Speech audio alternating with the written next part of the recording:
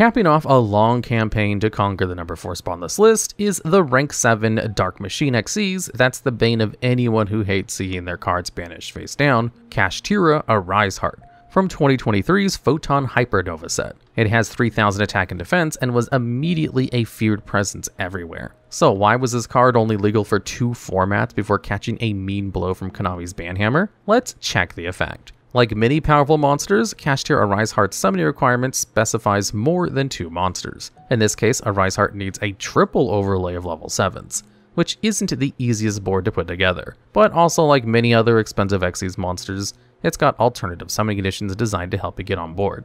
Arise-Heart can summon itself by using any Kashtira monster as a single overlay if another Xyz monster, Kashtira Shangri-La, has activated its effect this turn. Shangri-La has far more forgiving summoning requirements, needing 2 or more level 7s, and has a few effects that can activate to enable your Arise-Heart. If it's around during the standby phase, it can special summon a Kashtira monster from your deck, which rocks.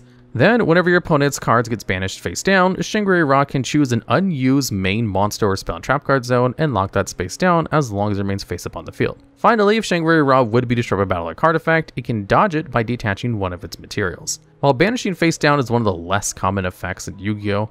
On account of how good it is, the Kashtiras specialize in this mechanic, meaning it won't be hard to use your Shangri-La to pressure your opponent's field while prepping yours for the revival of Kashtira Arise-Heart. So now that he's here, what does he do? To start, he's a macrocosmos on legs. No more graveyard while Arise-Heart looms over the field. Everything is banished. Once per chain, each time a card is banished, meaning as many times as you can activate this effect per turn, Kashtira Arise-Heart will attach a banished card as a material. Finally, as a quick effect, Arise-Heart can detach 3 to target a card and banish it face down. Combined with the restricting effect of Kashtira Shangri-La, Arise-Heart and the other Kashtira form a fearsome strategy more than deserving of their intimidating lore reputation, which is where the souls really start getting stolen. Although banishing face down and attaching enemy cards is kind of like stealing souls too when you think about it. Kashtira Arise-Heart is the evolved form of Kashtira Arise-Heart, a major antagonist from the storyline of cards called The Broken World. The hero of this tale is an interstellar traveler and amnesiac, Visa Starfrost. With a left hand made of ice and stars, he has no memories, but is driven ceaselessly in the direction of the primitive planet Reichphobia, where he finds all manner of threatening beasts, lorded over by someone who looks a lot like him, Scareclaw Reichheart. Turns out, Visas is an incomplete person, literally. 4 copies of his emotions, the hearts, have been torn from them, manifesting their own personalities around their base emotion. Here on Reichphobia, the ego of Visa's fear challenges the original and the 2 engage in combat, with Reichheart taking the form of Scareclaw Triheart. Upon victory, some memories are returned to Visas when he absorbs Scareclaw Reichheart. But instead of completely dissolving Reichheart, who was violent and hostile but never malicious, manifests as a guide of sorts to Visas, Scareclaw Lightheart. Together, they move to the primeval planet Pellerino, where a society of mermaids persists under the despotic rule of Tearlaman's Rhinoheart, the aspect of Visa's sorrow. Through the powers of sorrow, Rhinoheart is able to brainwash and control the Tearlamans. But during the clash between the true Visas and the evolved Tearlaman's Kaleidoheart, Scareclaw Lightheart is able to use the powers of fear to shake the control held over the Tearlamans. In retaliation for their suffering, a momentarily freed Tearlaman's Kidkalos stabs Kaleidoheart in the back. Unfortunately, before Visas can incorporate his sorrow, things get a little messy. A mechanical line of alien conquerors invade the planet and abscond with Rhinoheart. Turns out they are the Kashtira, led by Kashtira Arise-Heart, who is Visa's rage taken form, and he's pretty peeved. Arise-Heart wants to become the true Visas and absorbs Rhinoheart to do it. Visas and the gang follow the Soul Thief back to planet Reichphobia, which has been totally taken over by the Kashtira, becoming the pressured planet Wraithswath. The mechanical fury of the Kashtira subsumes both Lightheart's stranded Scareclaw creatures and Visa's new allies, the Tearlamans. And worst of all, when Visas clashes with Arise-Heart, who evolves to take the form of Kashtira Arise-Heart, his opponent's rage proves too strong, and Scareclaw Lightheart is ripped away from him and melted into the power of Visa's new foe. This is the pivotal moment that earns Arise-Heart his spot on this list. Not only is his entire existence, his personal soul, a sentient incarnation of Starfrost's stolen rage, but his stolen soul piece steals more pieces, absorbing them into his ironically soulless army.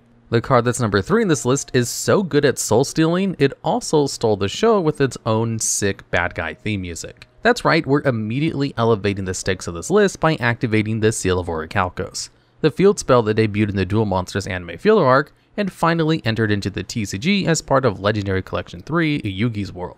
The Seal of Orichalcos is kind of a bizarre field spell. It's the only field spell that you can only activate once per duel. On activation, it also destroys all of your special summon monsters and locks you out of the extra deck for as long as it's on the field. So that's a lot of red tape around this admittedly dangerous soul-stealing card. What's the payoff? Right off the bat, all of your monsters gain 500 attack. Not a game-breaking effect, but definitely not to be ignored either. Also, it has innate destruction protection, and is able to stick around the first time it would be destroyed each turn, which does give it some staying power. Finally, your opponent can only target your monsters with the highest attack for attacks. It's an interesting card, and while it totally is not strong enough to ever justify use in any deck that makes use of the extra deck, which is most of them, the Seal of Orichalcos has seen competitive experimentation in the odd decks that don't need it. The Orichalcos decks that have seen ranked placements in the TCG competitive scene do tend to lean anti-meta and stun though.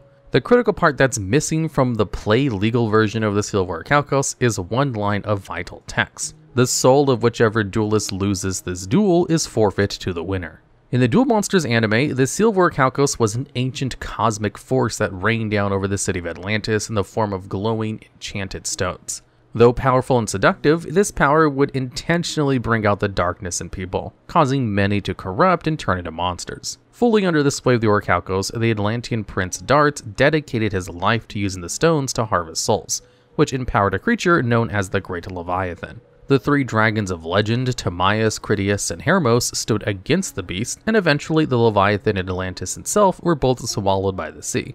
Fast forward 5,000 years, and Darts is considering making another ploy to feed the world to his pet space snake. But Thief King Bakura kind of beat him to the punch with a separate plot to destroy the world via the dark god Zork Necrophades. This doesn't work, and the power of the Pharaoh, which Darts wants to use to resurrect the Leviathan, disappears from the world for 5,000 more years. In the modern age, the Pharaoh collects the 3 Egyptian god cards, and this aggroes Darts, who has them stolen and uses them to unleash monster spirits upon the world. So, the Seal of Orichalcos, where does it come in? Darts imbued the dual monster cards with the magic of the Orichalcos stones to create an overpowered field spell that would ultimately claim the soul of the loser of a duel in which it was played. The power of the Orichalcos would even prove too tempting for the Pharaoh to resist, causing the soul of Yugimoto to be siphoned by the Great Leviathan when the Pharaoh lost to Raphael after playing the seal. Its anime effects were a little wilder than the TCG card, but you can see echoes of them in what would later be printed.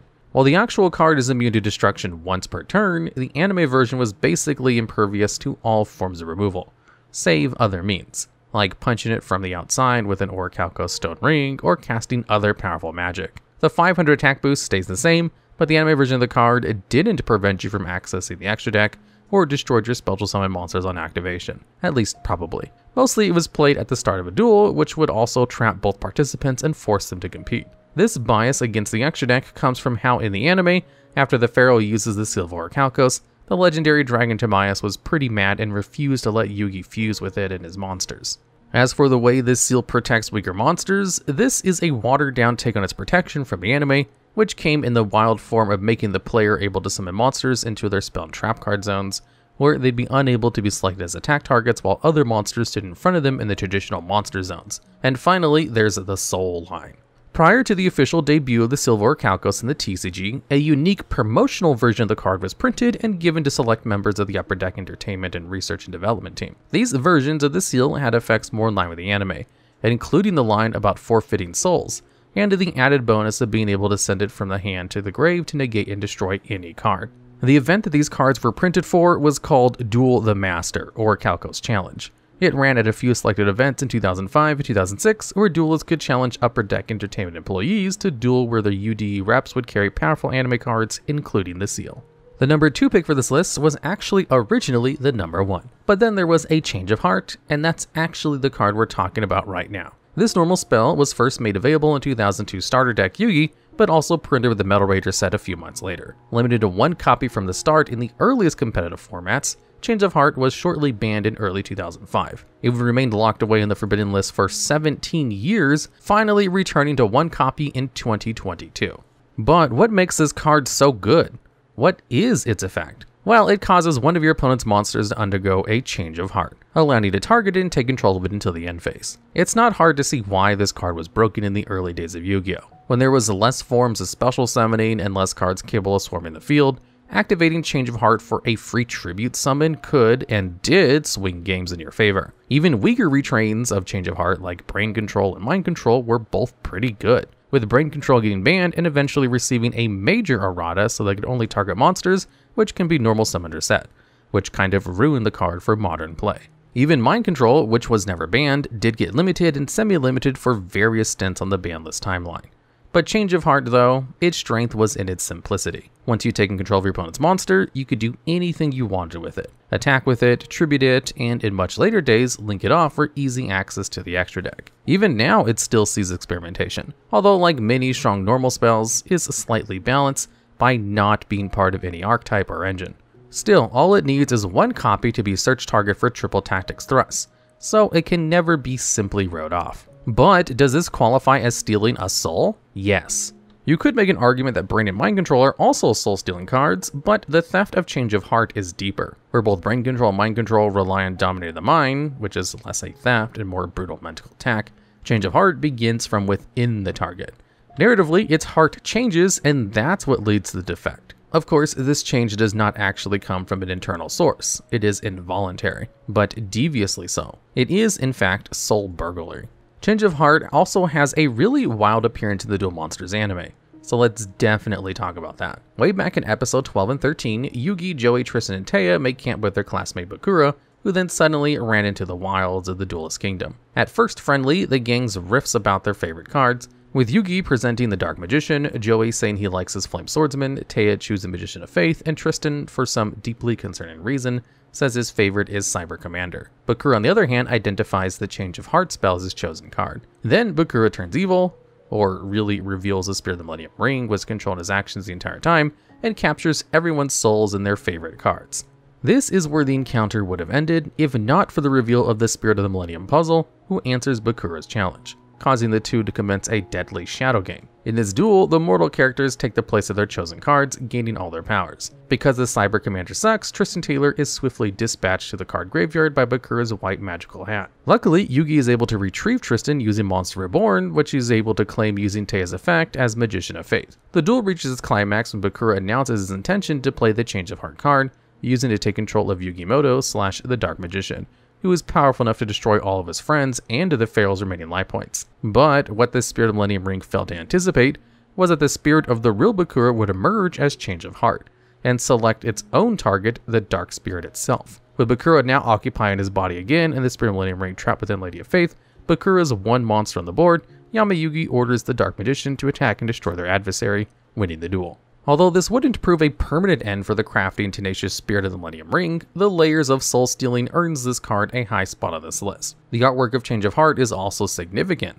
since in addition to being Bakura's favorite card, it also embodies the dualistic nature of the character, who in time would be revealed as the final antagonist of the Yu-Gi-Oh! Duel Monsters. But before that, during the Battle City Finals, Yugi presumably claims the card from Bakura after defeating the Spirit of the Ring again during the first round, after which Change of Heart can be seen while Yugi rebuilds his deck in episode 85. He would use it against Kaiba in the Battle City semifinals to counter Soul Exchange and prevent Kaiba from tributing the Obelisk the Tormentor. However, Kaiba responds to this with Enemy Controller and is successful in calling his god to the field. The number 1 card on this list is used to getting played after a few others have already hit the field. In fact, it works strongest that way. This video's number 1 pick is the quick play spell card, Super Polymerization. Originally printed in 2008's Phantom Darkness set, Super Polymerization is one of those staples that's always retaining its value. Whether it's first edition from the original set, a copy from a structure deck like Cyber Dragon Revolution, or a Starlight Rare from Battles of Legend Crystal Revenge. Fusion monsters have been around a long time, and for a long time have housed some of the game's strongest cards. Part of the self-balancing that accounts for fusion monsters' strength is the intensive resource cost that often is required in order to bring them out. In most cases, you'll need to dedicate a fusion spell and 2 or more monsters. Since this cost is quite steep, Konami has often tinkered with ways of making fusion monsters more accessible. Whether by using generic requirements or foregoing spells whatsoever by contact fusing, or even finding a way to just make the cost easier to pay, Super Polymerization falls into the latter category.